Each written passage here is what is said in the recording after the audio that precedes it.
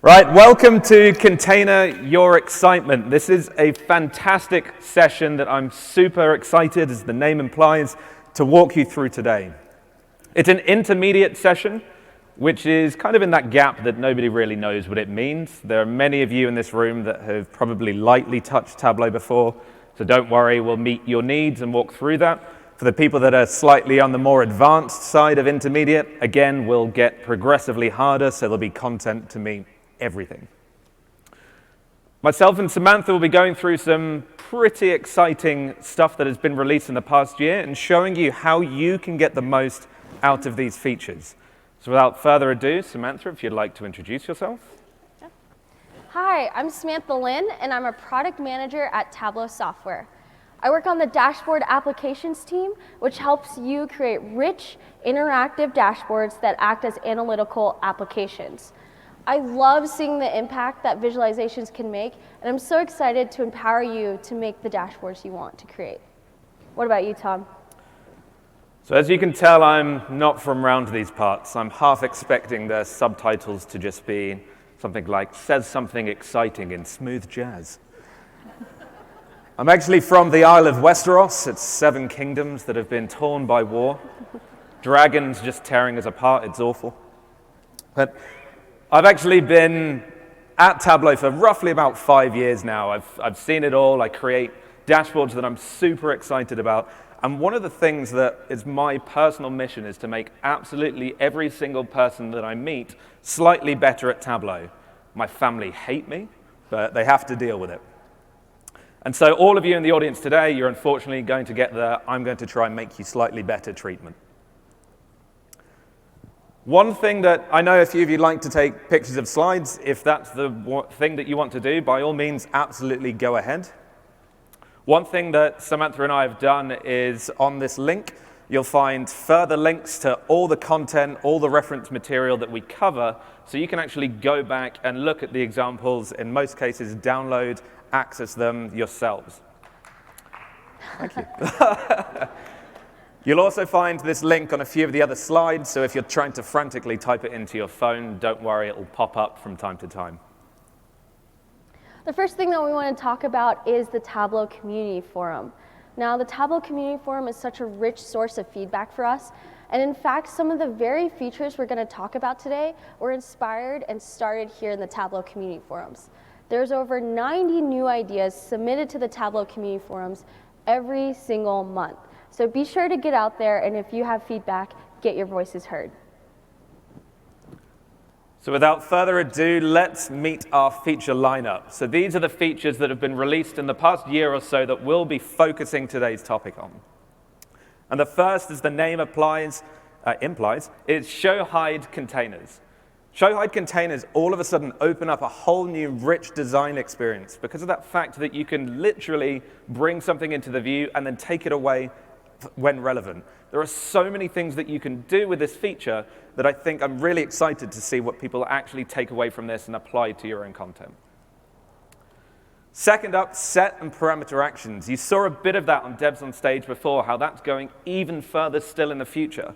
Set and parameter actions are one of my personal favorite releases that we've had in the past year because it just, again, opens up interactivity to new levels that weren't previously available.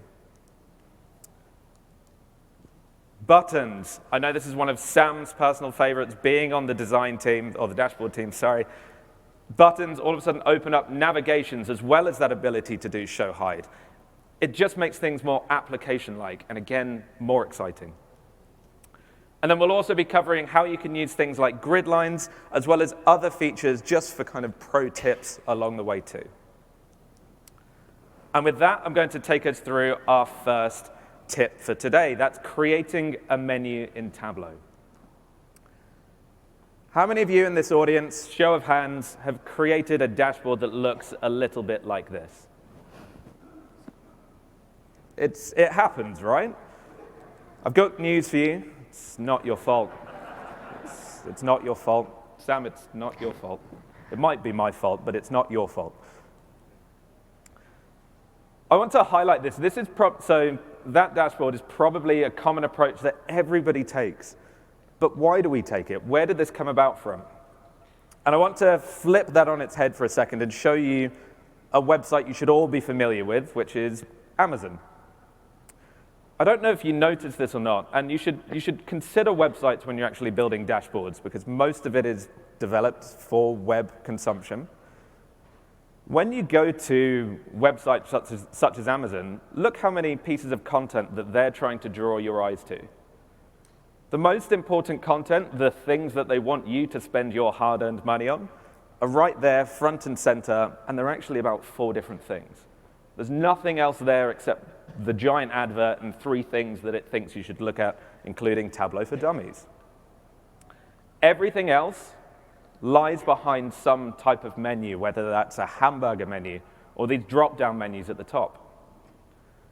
But it didn't used to be the case. This isn't the way that the web was always built. So again, if you go into those menus, you see all those drop-downs there, all that list of 33 plus items.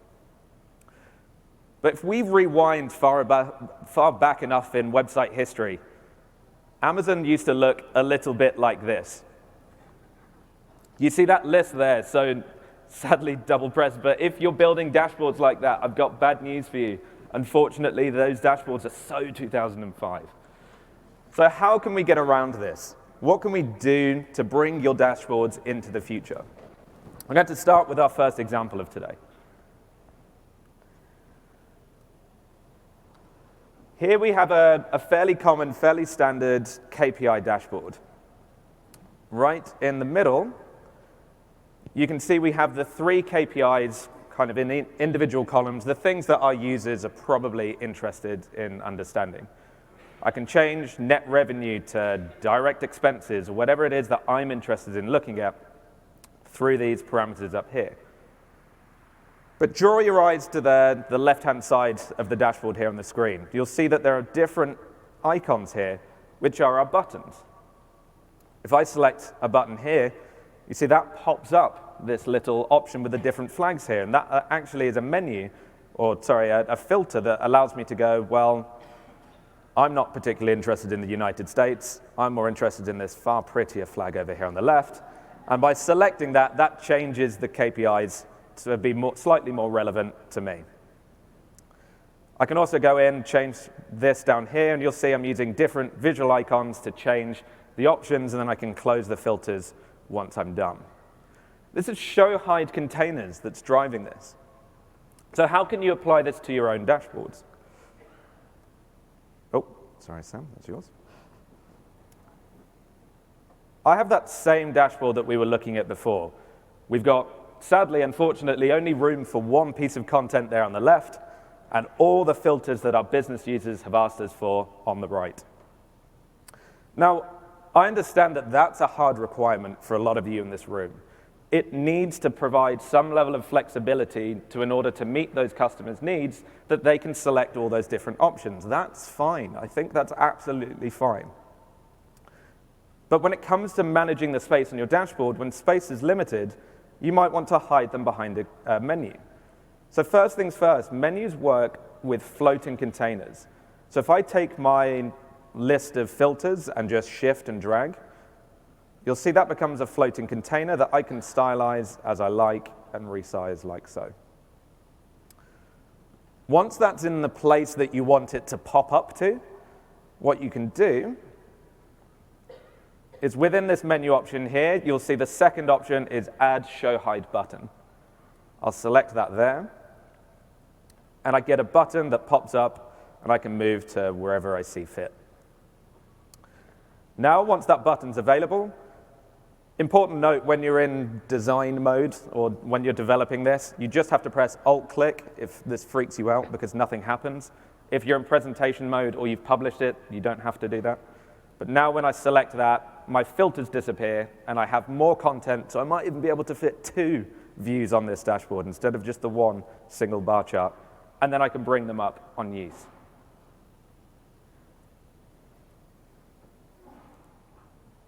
So how can I get the most out of this feature? What can I do to ensure that this really is impactful when I add this to dashboards that I've built in the past? Well, the first thing that you have to keep in mind from a design perspective is when you start hiding things behind menus, Your users need to be able to understand, know that it's actually there to be accessed. It needs to be discoverable. It's that fact that subconsciously or not, when you go to websites and see the hamburger icon, you know that there's a menu behind there because you've almost been preconditioned through other websites to understand that hamburger equals menu. Likewise, the click icon, super common for use to just indicate that something is clickable. The second point to keep in mind, and this is something that I feel is fully underused from a Tableau perspective, which is using visual icons, just like I did in that example, for filter actions. Now that you're actually able to bring something into the view and close it, you can be a lot more expressive with your filter dialogues. It made sense to minimize them as much as possible in the past because you wanted your KPIs front and center. It's that concept of something we call data ink, where you want your data to be front and center. But now something can be collapsible. You can be a lot more expressive in the way that you allow somebody to filter through it. There's also a pro tip here as well, which is with 19.4, when something is hidden behind a show hide container, if it's a worksheet or an image, then it will actually delay the load. So if you think of a regular quick filter, that will load on point of dashboard load, whereas worksheets and images will load after. So if you're looking to squeeze out a bit of additional performance, then having a visual filter will actually improve things. And also, this is a very important point as well. In the example we used before, we looked at we could use KPI parameters to change which metric we were looking at on the view. And that was front and center. That was in the view itself, whereas the actual categories to filter were hidden behind a menu. It's the non-essential items that should be hidden behind menus, because again, from a user experience point of view, there's a new click that they have to go through and then a click to hide it. 2 clicks, maybe 3 if you include selecting what they're interested in, doesn't feel like a big deal, but just ensuring that the most important things are still accessible as quickly as possible will just help your user experience. So for tip 2, I'm going to hand over to Sam, who's going to take you through Chart Zoom. So the next tip I'm going to give is about adding an additional viz to your dashboard or being able to expand the viz so that you can really explore those insights a little bit easier. Now, we've all ended up with a dashboard that looks like this. This is just Superstore, but there's just so much going on here in this dashboard. There's so much insights we want our audience to take away from here, right? We really want to declutter this dashboard, but we don't want to sacrifice what we can add to our dashboard. A really great use of show hide containers is to solve this very problem. Kevin Florage, in his blog post Cases for Containers, does an excellent job of using show hide containers for this. Here he's using Superstore, and in the right-hand side you can see a viz where he's just showing the top 10 states by profit. But he wants his audience to be able to explore all the states by profit. So in the bottom right-hand corner, you'll see this button, and when you click on it, a viz appears to explore all states by profit. Great way to add an additional viz to your dashboard. Another really great example is by Simon Stusak in his Iron Viz submission this past year. Here he's got a map in the bottom right-hand corner. And this map is pretty decent size, but he really wants the audience to be able to explore this map. So when you click on the button in the bottom right-hand corner that says Enlarge Map, the map actually expands to fill the whole dashboard. This is way better for me to be able to explore and really look at all the data here. So let's jump into Tableau and see what this looks like. So I've got a viz here on the Seattle Asian American Film Festival.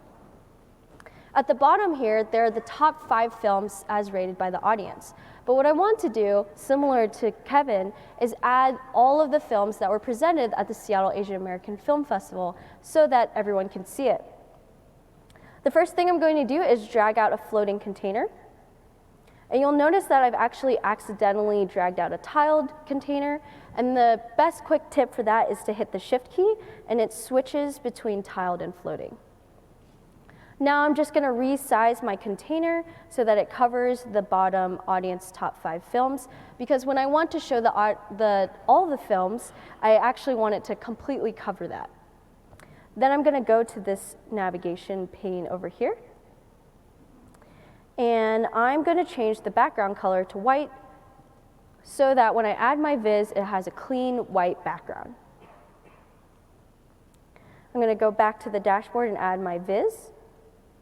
And there we go. We've added a viz, and this is the viz that I want so that everyone can see all the films. I'm going to click the gripper here, double click to hit the container, and then the bottom or the top right-hand corner, I'm going to click Add Show Hide Button.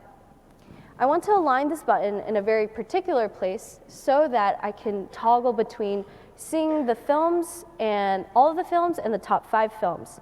A really great tip here is using the dashboard grid. And you can find this in the top menu of dashboard and turn on Show Grid. And as you can see, it appears grid lines to help you align things to the right place. So I'm going to drag out my button to be in this corner right here. And with the Show Hide button, you can edit and format the button however you like. You can add an image, you can add a text, you can add tooltips, you can even add different borders and backgrounds to it. So afterwards, it should look a little something like this, where when I click on See All Films, it toggles on this container, and then when I click back, it goes back to the top 5 films. So this is a great way to add an additional viz to really declutter your dashboard. But you should be very intentional about this. Think about what space you're saving, or maybe not saving actually. Make sure that the insights that you want your audience to see at a quick glance are still there on the dashboard, but the things that they may want to explore a little bit more can be hidden in a show hide container. Also make sure that your hints are given so that your show hide container can actually be discoverable. Add tooltips, make sure your button looks clickable, that kind of thing. And then the last tip about this is remember that these show hide containers are floating containers. That means that you should check out the device-specific designer so that you can see how it'll interact on different devices. And with that, I'll give the next tip over to Tom, who will talk a little bit more about this guidance with show hide containers. Thank you very much. And just to highlight something Sam was just saying, in terms of giving guidance, there is lots of different ways that we can do that, which feeds nicely into this next tip. And just as we said before in terms of the subtitles that you'll unfortunately need for my voice today, call blimey, governor. It's too slow. Text is one of the most important things that you can actually add to a visual dashboard, which is quite crazy when you think about it. Without text, you have no context to what you're seeing. Without text, you have no guidance. In terms of where you can learn more about how to get the most out of text, I highly recommend checking out this session called Amp Up Your Vizzes. It's from Fish today at 2:15. She's going into this topic in a lot more detail than we'll cover today. But I want to highlight this one particular scenario. Let's say we have this dashboard looking at moving averages of stock prices. If you're looking at this particular view, in terms of the guidance you might want to provide a user to understand what can be quite a complex measure of indicating stock performance, the text that you need to provide looks something a little bit like this. That's a huge, huge chunk of text that you need to add in somewhere, some capacity, to give a user an understanding of what they're seeing. So how can we avoid just layering the view with lots of text that's unnecessary just from a consumption point of view? Our first and possibly the most common approach is to put this in some kind of document. I've seen Word documents, PowerPoint slides used in the past to give somebody some type of reference that they can go back and go, if I'm not quite sure what this means, then I'll check this document and find out. Another method is you may put this into the tooltip. The tooltip is a great way to find information at a glance, but I would argue that this isn't the best place to put viz guidance. Sometimes if it's brief, one line, absolutely fine, but if it gets quite heavy, that's quite intense. So our next option is some type of question mark. That's not me going, I don't know. That's typically there's some type of help icon that will tell you more about this viz. So with that, let's take a look at our next example with this dashboard here. So this is a dashboard I put together earlier in the year that's looking at the performance of different stocks and shares. I work in financial services. This is about as entertaining as it gets. In the top up here in the right, you'll see there's a little icon just going, hey, need help? And then an arrow making it obvious that if you need help, probably click this thing. These are a great way to give indicators of where to go for that help. Let's take a look at what happens when I select this button. All of this text overlays into the view, so I get understanding of every element on this dashboard, what up means, what down means, whether it's good, bad. All of that overlays into this view, so I understand what's going on.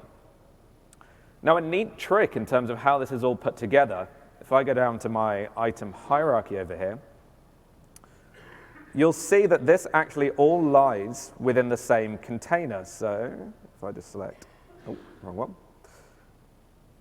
You'll see here, all of this lies. These are just individual bits of text boxes that are put in effectively one very complex item hierarchy of containers, which all roll up to this top one here. This top one has a button associated to it, which is that need help button. So this need help button here is our show hide container for this entire hierarchy of show hide containers down here in the left. In other words, what you can do is with one button, you can effectively expand a whole bunch of subsequent containers in one single click.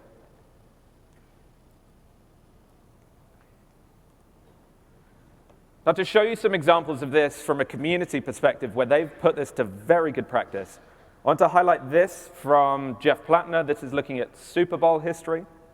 And he's used a not necessarily standard chart type to look at this information. Right underneath his title, he's got a big button that says how to read. He recognizes that this isn't necessarily standard. So by pressing how to read, you get this pop up, and then you can see very clearly what each axis means, whether it's good, bad, what the buttons mean, so you understand the information that he's relaying back to you. The best thing about this is it's discoverable because it's right at the top. You see it clearly the moment you go to this view. The second comes from Danushki, and she's got a very complex, very non-standard chart type to look at the Firebird suite. Now, it doesn't matter how many times you look at this view, you may need some type of reference document to understand the purpose here. So again, very clearly, right at the top right, she's got an instructions button, and when you press that, that pops up, and she's used an image to make this as easy as possible to understand the information that's being conveyed back to you.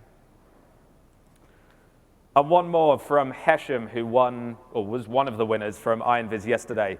If you thought his IronViz entry final thing was good, his dashboard on global journey of refugees is probably one of the best I've seen all year. And the way that as you flow through this dashboard and scroll down, you get to views like this, where he's used text to still relay the context in an important way, so you can refer to that text and understand what the viz is conveying. But if you need further information, you still have that I button in the top right, which pops up some indicators so you understand the information even clearer still. This is hugely important because, again, just like we were saying before in terms of hiding parameters or menu icons, the moment you consciously hide something, it needs to be not the most important thing, but potentially one layer down that's still referenceable. So again, if we scroll further down his viz, you get to this point where all of the text that's important is presented to you alongside the visualization. And with that, we'll move on to tip 4 with Sam, which is using color. Color is so powerful in visualizations. One really great example of this is by Zach here, and he's looking at Nicolas Cage films. Now, you may not be using data that looks at Nicolas Cage films, but what you can take away from this is the great use of the dark background color to really make those insights pop. This next viz by Filippo is looking at the Amazon deforestation. That red here really helps you see where deforestation is occurring across the Amazon. Now, these color uses are fantastic, but there are often times when we need to turn this color off. Maybe you need to print out this viz, maybe you need to have a light or dark version, depending on what your viz is aimed towards. There are so many different reasons why we may want to change off the color. Let's jump into Tableau and see how we can achieve this. So I've got the same Seattle Asian American Film Festival viz here, and it's got this white background so it's easy to print. But what I want is to maybe have a background that matches the corporate colors of the org. So I'm going to add a background color that I can toggle on and off. What I'm going to do here is add a floating container to my dashboard. Oops, not a floating container. I'm going to navigate to the layout pane over here to change where it's positioned and make sure that it covers the whole dashboard. Now, a really great tip here for those of you who love using the keyboard shortcuts, the T key will toggle between dashboard and layout for a quicker switch between the two. Here I'm going to change my position to 0, 0, and then change it to be all across the dashboard, so 1000 by 800 in my case. I'm going to change the background color to a nice gray color, so my viz will still be readable. And what you'll notice here is in the item hierarchy, we've got this horizontal container that we've dragged out. The item hierarchy, like Tom said earlier, is a really great way to see all of your information. But another great tip is that you can actually rename items in the item hierarchy. So I'm going to rename this background so that I remember what it is. Another thing you might notice is that this gray blob is sitting right on top of all of our dashboard elements, and that's not exactly what we want. What we want is this to be a background color to sit behind our dashboard elements. So I'm going to navigate to the top right-hand side of the floating container and change the floating order. I'm going to click Send to Back. And you can see that this was reflected in the item hierarchy as well. And now all my dashboard elements are sitting on top of that floating container. Now, this is great, but what I want to do is add a toggle between the two. So I've got the container selected. I'm going to go right back into that context menu and click Add Show Hide button. I'm going to turn on the grid to align it just the way that I want. And after some editing, it should look a little something like this, where I've got this toggle, and I can toggle on and off the background color.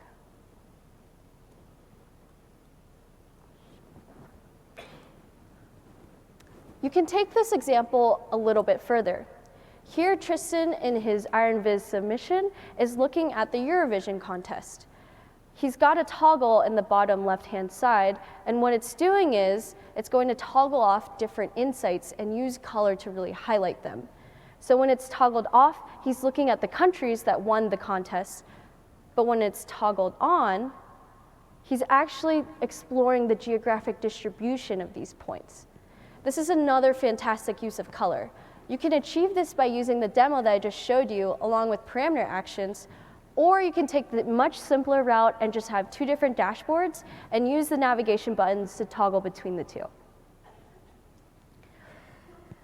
Another great use of color is called the lightbox effect. Now, many of you have probably seen this. If you've used any Google product or really any modern application, they use this effect to focus your attention onto a specific part. So when you click on your Google profile, the entire screen darkens out so you're focused on the profile settings that you're looking for. Another example of this are those really annoying pop-up ads that we all see. So here, they're darkening the screen and then highlighting in a brighter color what they want you to pay attention to so that you can click on their ad and get lots of money from you.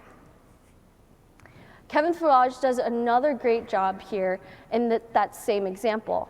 He's adding an additional viz and then darkening out the rest of the dashboard so that you really focus and are able to explore this viz. I'm going to demo how to do this in Tableau. So here we're taking the same exact dashboard, the Seattle Asian American Film Festival dashboard, and I want to add the All Films viz, but I want it to darken out the rest of the screen so that when you're looking at the All Films viz, it looks like I can actually pay attention to it. So what I've already done here is I've dragged out a floating container and added my All Films sheet to it. What I'm going to do is all in this layout container. So when I click on the container, in order to create that lightbox effect, I'm going to be playing around with the padding here.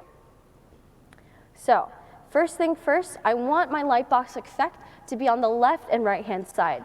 So I'm going to change the padding to be around, let's say 200.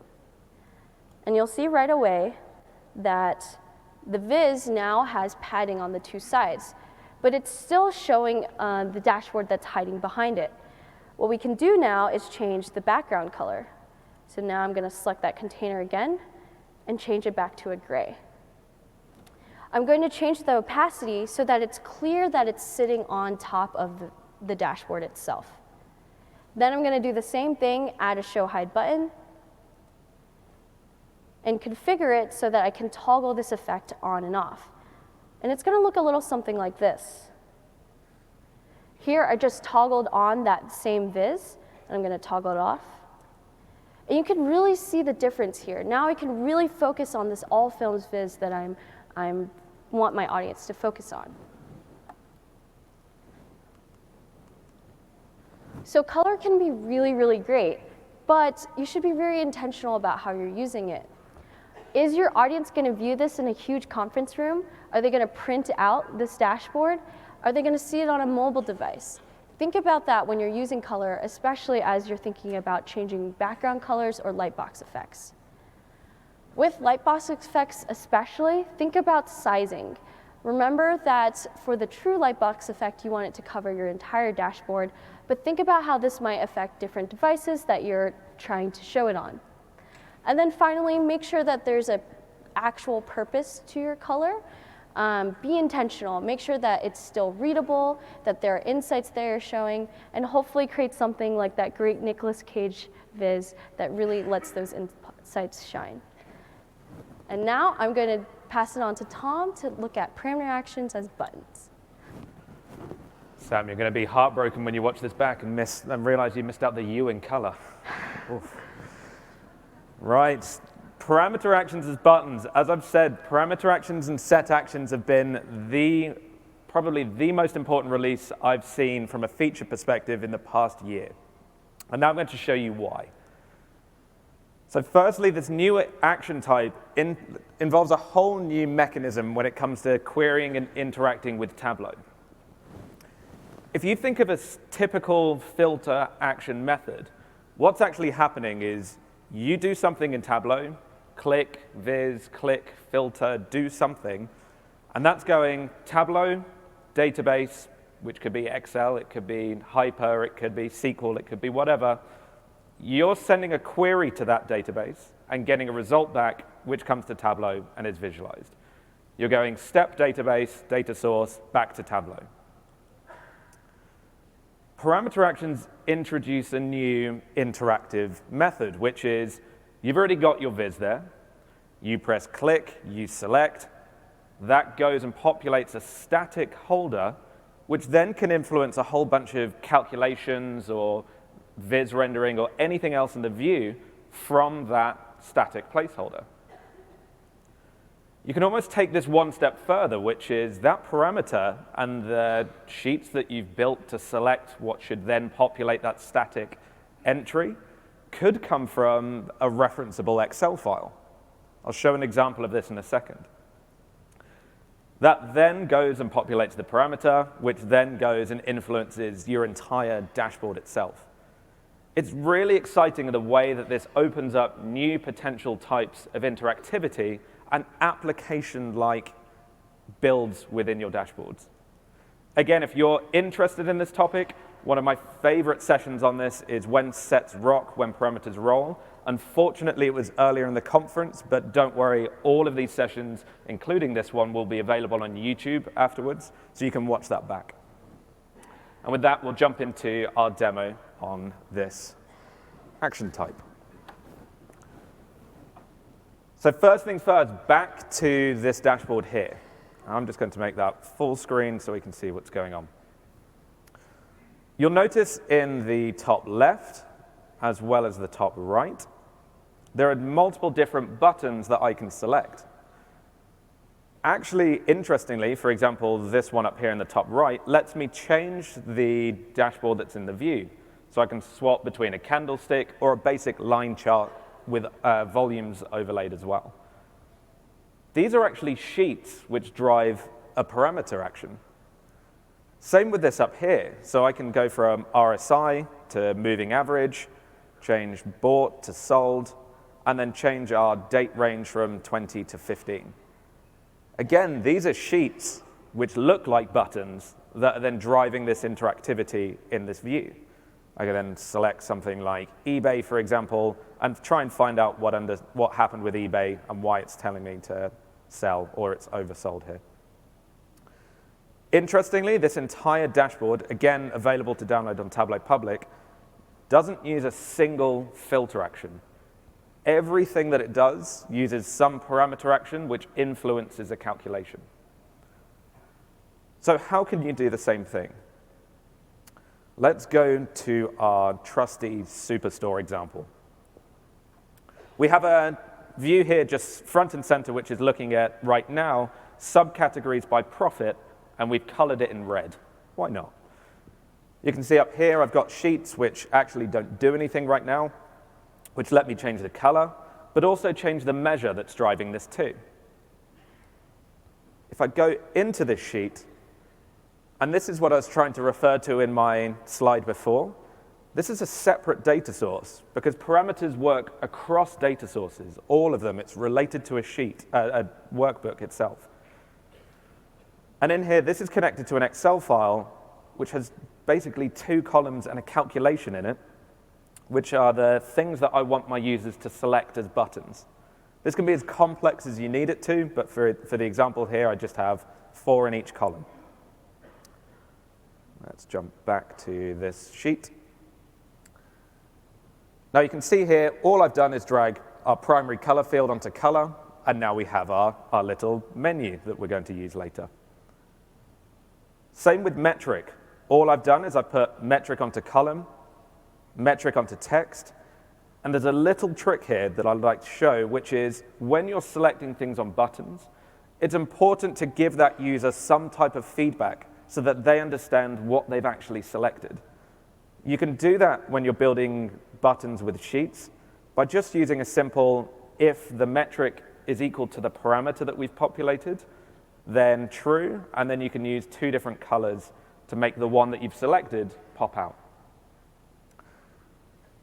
Now the trick to making this work, and I'll show this quickly as well, so the way that this looks like buttons right now is in my formats, I've just changed the column divider and made it full, and that's the only thing I've done. Now it looks like we have buttons. How nice. So the trick to making this all work is you need some type of parameter that when I select these options, it's going to populate that parameter. So down here in my parameters pane, you can see I've got 1 for color and 1 for metric. All they are is a parameter that's a string parameter, and it just has a current value of profit, but it could be anything. I like using allowed values because if your reference document changes, then it should still just be able to use anything that's in your reference document. Then to make it work on this sheet, all I need to do is I have, in the case of my metric, a simple parameter action like you would for any other type of parameter interactivity. Just when the metric is a certain value, show a certain metric. My color parameter actually is, you can actually use parameters on your color itself. So all I've done is dragged that parameter onto the color for this bar chart. Nice and straightforward. Now, to make this work in practice, all I now need to do is from my dashboard, go to Actions, and then I'm going to add an action, which is I'm going to change the value of my parameter. And then from here, I'm going to say when I select my sheet, which is just my color, influence my color parameter using the field, which is the important bit, primary color. So if you have lots of different dimensions or measures on your sheet, it's just important that you pick the correct one that's going to populate your parameter. For the purpose of this, I'll just change this to hover, and I'll run through that quickly one more time so you can see it working for metric. So again, go from metric, target the tip 5 metric, and then primary metric parameter on hover. So now once we go up to the top here, if I change this from profit to sales, we'll see that bar chart immediately updates because we've changed that parameter value, which has influenced the calculation. And then likewise, the same with color. Just as I hover over, it's influencing the field that we had on color there. So just like that, we've all of a sudden made our standard bar chart more interactive, more application-like by giving users some control in a simple way to influence what they're looking at.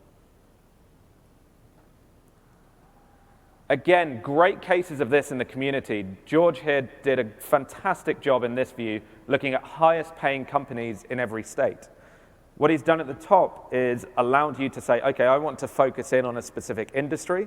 So if I select technology, what that's doing is populating a parameter, which makes a nice highlight action, which then you can see where, if you work in technology, are the best paying, or the company in that state is a technology company that pays the most.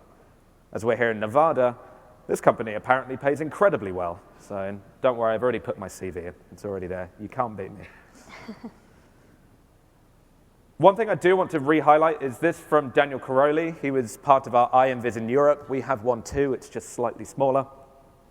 And he wanted to highlight the fact, again, that as a user or looking from a user perspective, you need to provide them with some indication that a button's been selected. This is true for parameter actions as buttons, as well as show hide containers. So here what he's showing is, as you select something, there are multiple different ways that you can make a button look like, so a user knows that it's been selected compared to when it's not. So in the far left, he uses an underline. In the middle, he uses crosses. And in the far back, he uses color filled in. And one important point, we've touched on mobile a couple of times during this session. If you have horrible big thumbs and clumsy thumbs like I do, then when it comes to mobile devices, you don't want to be trying to lightly touch on a very specific mark. Buttons are actually a far more native way of interacting with something on a mobile device. So by using buttons as your action types, you can actually make it far easier for interactivity on a mobile. So keep that in mind too.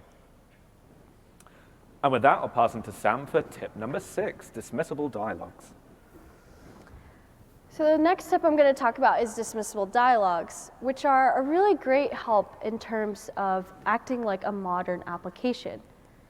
Dismissible dialogues are a great way to add quick information for your users.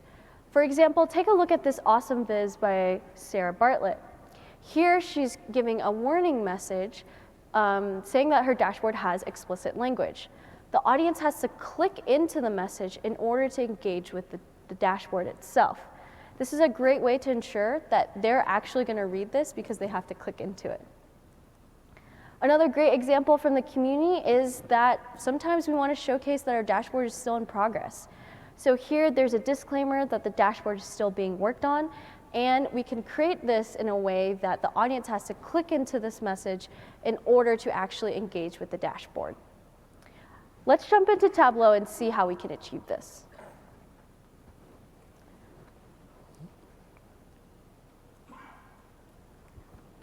All right, so I've got the same Seattle Asian American Film Festival dashboard, and what I want to showcase is that this dashboard is still in progress. I want my audience to know this before they interact with my dashboard. So what I'm going to do is I'm going to go back to my dashboard pane and add a container. I'm going to go back to the layout pane and change this so that it covers my entire dashboard, because I don't want any of my audience to be able to engage with the dashboard before they click into the dismissible dialog. So I'm going to change the positioning to 0, 0, change the width and height to cover the whole dashboard. And then I'm going to change my background color so that it's clear that it's laying over the dashboard. I'm giving this opacity, turning it down a little bit just so it makes it a little bit more clear and that there's still something underneath that container. Now, the trick behind this is we're going to add our show hide button, but what we're going to do is put the show hide button into the container that's going to be collapsed. So when you click on the button itself, the container will collapse, collapsing the button itself, and the audience will no longer have access to the container or the button. So I'm going to show you this. I'm going to add a show hide button, and then I'm going to drag it into the container itself. Oops. So I've dragged it into the container. Now when I click on this, this container will close. And because the button is inside the container, both the container and the button will hide. So you can add some more text to actually give some information about this. And for time's sake, I'm just going to show something that you may see after you've done some quick formatting. So when I click on this button, this whole container will close, and my audience will see, okay, I have to click on this button in order to engage with the dashboard. I know that this dashboard is still in progress. So look a little something like this. I'm going to click into it, and bam, dismissible dialog.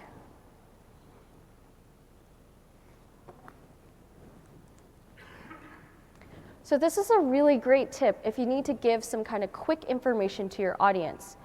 But make sure that the information you're putting in a dismissible dialog doesn't need to be re-referenced. This is different than the information that Tom talked about earlier, where you can re-reference something on your dashboard and give guidance to your audience. This information that you're putting in the dismissible dialog will not be able to be accessed any longer. Another tip is that in order for this to work, you have to click on the button. So make sure you're giving textual aid, visual aid to encourage your audience to actually click through this. And now, the last but not least, the final tip. Take it over, Tom. Thank you. So tip number 7, chart controls and filters. What am I talking about? Why is this even a problem? If we go right the way back to our first dashboard that we saw, and we take a more stylized, actually quite nice dashboard here from Priyanka, I just want to highlight that there is nothing wrong with this dashboard. This dashboard is absolutely fine. But what tends to happen in very business-style dashboards is this filter pane on the far left tends to have 3 times plus more filters in it. It tends to be a very, very long list, sometimes on both sides of the dashboards. Why is that an issue, you say? Well, sometimes in the case of filters, let's take this example here and say year of release. That may only filter one of the views in this dashboard. It may only need to filter this game release view. Gaming brand as well may only also filter the tree map that's down there. In this case, sometimes some of the filters in that list only influence specific sheets. And that can be a problem because you may not actually recognize what it is that it's actually influencing. So take this dashboard here. I built this, I think, last year now at this point. And this is looking at server statistics for Tableau Server, everybody's favorite topic. When we're looking at this view, I just want to draw your eyes to the top right, this performance quadrant. When you're investigating performance from a Tableau Server point of view, there are many different factors that could influence which slices of the data that you look at to determine dashboards to improve or users that might be problematic. So how can we allow our users to use this functionality without having too many filter dialogues in the view or parameter dialogues in the view? And we can do that using show hide containers. I've used that here, so there's a little indication just saying set the axis. And it's a little downward symbol, just very minimalist, so it doesn't impact the view. When you select that, you get this pop-up, which is our range of filters and parameters that are specific to this view and this view only. You can see there we can set the axis, so the Y or the X axis. We also get some relevant KPI information that, again, is specific to this view for an end user to understand what they're looking at. So here we're looking at complexity and requests, but we might look at query time versus number of users. So again, this is a great place to put things like specific chart control filters, as well as KPI information, or unnecessary personal branding. If that's your game, just do it. One example that I want to highlight here comes from a colleague of mine, Francois Zimmerman, and he was looking at world development indicators. This is a very complex topic that I struggle to understand at times. And here's an option to say, okay, I want you to be able to select which WDI that you're actually looking at. And up here in the top right, when you select that, you actually get this pop-up here, which gives you context behind each one of these different metrics. So you can see for each world development indicator, you can see the number of data points available to report on this information before you select one. So again, giving your users some type of context to understand what they're going to look at before they then go and select that option. Now, one thing I do want to highlight, this isn't a place where you can hide hundreds and hundreds of filters. If you're still insisting on doing that, then I please ask that you take into consideration the context of those use of filters, flexibility, and whether or not they even provide value in the first place. If you're wondering why I'm asking that, then consider going to Designing Efficient Workbooks tomorrow at 12:15 or 12:15, as you say. It's super useful to understanding the influence filters can have on your views in themselves. So that was our last tip today, and we've covered in that time so many different features, like pop-up menus, being able to zoom into an additional chart, giving guidance to our vizzes, a lightbox color effect, using parameter actions as buttons, dismissible dialogues, and individual chart controls. One last time, if you are looking for referenceable context, if you want the examples that you saw today, one, this session is on YouTube. Two, there'll be the PDF version available too. You'll also have this URL link where you can get the examples or links to those examples. One thing I do want to ask as people are going away is please complete the survey review in the application. It's the only way we know whether or not this is useful for you. So if you loved it, then please let us know via the app. If you didn't like it, let us know in person. Otherwise, thank you very much. Thank you.